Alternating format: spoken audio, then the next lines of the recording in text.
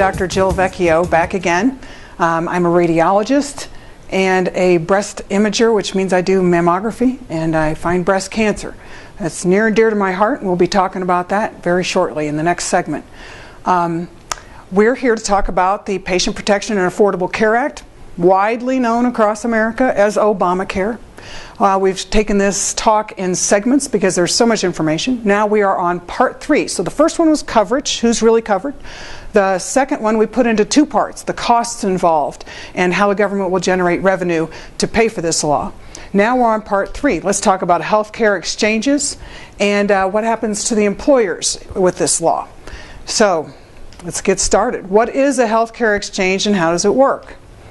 Healthcare exchanges must be, according to this law, they have to be a government agency or a nonprofit private agency established by the state through these state healthcare exchanges. They can be as simple as a network portal. One, I think it's Louisiana, is using ehealthinsurance.com. That's their healthcare exchange. Costs about $1 million total to set the whole thing up. Most states are planning things, if they're planning them at all, much more extensive. And we'll talk about some of that.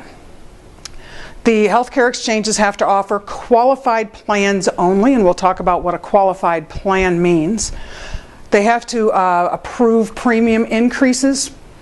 The states can require additional mandates. We talked about mandates earlier where the states list all the types of coverage that an insurance policy has to have. Any insurance policy sold in their state has to have at least a minimum list of what they call mandates, things that they'll cover. If the states require additional mandates, the states have to pay for it in this law. The employers get to then go to the exchange and they can choose a plan from the exchange, or the employees can go to the exchange separately. The employers can choose several plans to work with through the exchange also.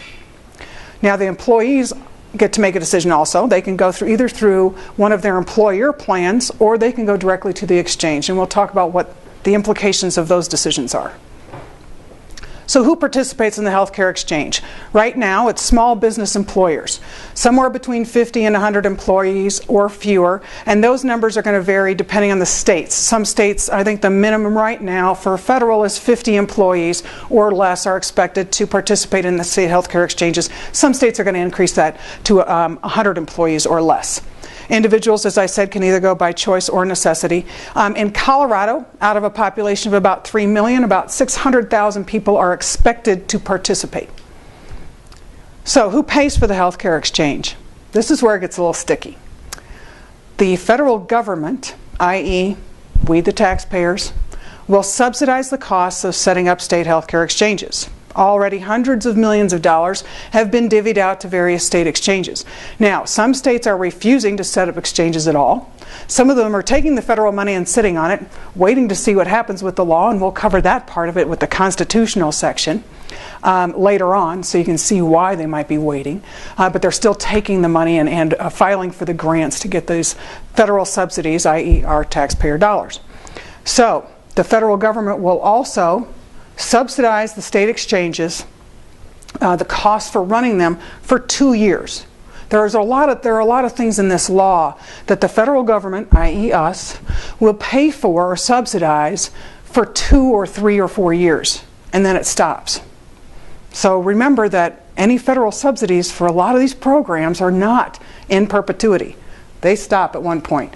So after the 2 years, the states are on their own. They have to pay for these exchanges themselves. Now these are states that are already in financial straits right now, as we know.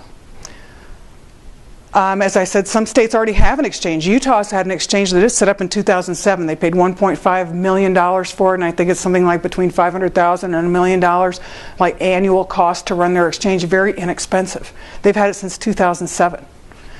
So right now, the federal government is subsidizing $22 million in the first segment of their funding. That's a lot of money when some states have just set it up for a couple of $1 million. If states choose not to set up at the exchange, they just say no. And if the constitutional arguments and the 2012 elections go certain ways, the federal government will then be in a position in 2013 to set up an exchange for the states. Now that gets tricky because in the law, I don't know if they made a mistake or if they intentionally meant to do it this way, but the federal subsidies for the state exchanges and for the federal subsidies to help people pay their premium costs for their health insurance policy through the exchanges, only the state exchange participants can get these subsidies. If the federal government comes in and sets up an exchange, then the participants won't get those federal subsidies. So that's kind of a recent glitch in the law that's going to be addressed. So there are all these hot topics going on. The exchanges need to be in place by January 2013. They take effect in 2014. So qualified health plan. This is a basic list. The real list of mandates is currently being developed, so that's more information to come out. So this is basic. All plans have to include emergency services, hospitalization, maternity and newborn care, mental health, blah blah blah. And if you look at this, I mean, I'm 50 years old. I don't need maternity and newborn care. I don't need pediatric care, but if I go through the exchange, I'm going to have to pay extra for that coverage. Is that really fair? That I'm going to have to pay extra for that coverage when I don't really want it or need it? I'm not going to have the flexibility to say, no, I want a plan that doesn't cover those things so I don't have to pay as high a premium. So, what will this mean to employers? So the employers, we saw this earlier, we saw this chart earlier, where we go through the cost of the plan. So let's say an employer does the typical, most employers do a gold plan at 85%, where the employer pays 85% of the premium costs. So that's $19,200 for a family of four. That's a lot of money. So you can imagine a lot of these employers, this is a big increase for a lot of employers. So you can imagine they're going to say, you know what, maybe I just won't offer health insurance to my employees. If they choose not to offer health insurance to their employees, their fines will be between $2,000 and $3,000 per employee if they choose not to offer insurance at all. Now, if they go to the exchange, these are small employers, remember. If they go to the exchange and pick a couple of policies, so they have something to offer their employees. When they hire an employee, the employee has a choice of either participating in the employer's plan, taking one of those plans, or they can go separately by themselves to the exchange and get a policy. If the employee goes separately to the exchange and gets a policy, the employer is fined somewhere around between $750 and $2,000. So, and the employer is responsible or required to notify the employee at the time of hire that they are eligible to go to the exchange and that they may have federal subsidy or state subsidy to help pay for their premium costs if they go to the exchange. This gets tricky. Also, if the employee goes to the exchange and the employer therefore is paying a penalty because that employee went to the exchange, the employer then cannot decrease that employee's hours because they went to the exchange. They can't fire them or in any way punish them for going to the exchange.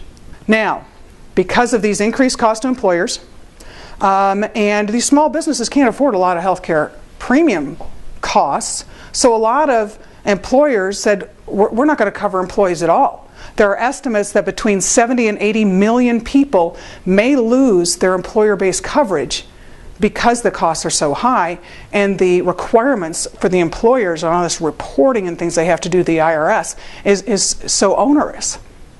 So we're dealing with that. Gosh, 70 to 80 million people may lose their insurance altogether. Also, the federal government allowed people to apply for waivers to exclude them from the penalties involved in Obamacare if they offered their own small policy, like McDonald's and some of these places have minimal health care policies that they've offered their employees for years and years. So they said, gosh, if we have to offer this huge list of mandates and so forth and these expensive policies, we can't do it. So, and this is kind of an old slide. It says as of May 20, 2011, the waivers stopped in October, stopped being available. So I think it's about 1,500 or 1,600 waivers have been issued. Most of them, to small companies, but about half of those are to unions. Gosh, if I remember correctly, wasn't it the unions who paid a whole lot of money to help get this law passed? About 2.5 million people would be involved. That was with when it was over 1,300 waivers, so it's going to be higher than that. Half of the people that are going to be affected by these waivers are union workers. I thought this was interesting. The entire state of Nevada was issued a waiver, and that's due to medical loss ratio and this insurance company issues that's more complicated than I'd like to go through, get into on these short segment videos. But the entire state of Nevada, that's Harry Reid's state. You remember Senator Harry Reid is, who is he again? Yeah, the Senate Majority Leader who was instrumental in passing this, and his entire state gets a waiver. Interesting.